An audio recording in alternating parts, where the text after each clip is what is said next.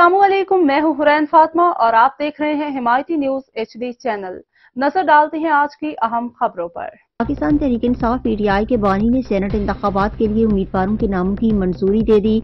तफसीलात के मुताबिक बानी PTI ने खैबर पख्तूनख्वा से जनरल नशिस्तों के लिए मुराद सईद, फैसल जावेद, मिर्जा मोहम्मद आफरीदी और इरफान सलीम, खुर्रम ज़ीशान और अजहर मिशवानी के नामों की मंजूरी दी है।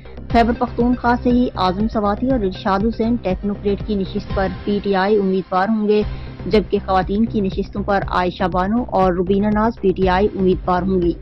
पंजाब से हामिद खान और जुल्फी बुखारी जनरल नशिस्त पर उम्मीदवार होंगे।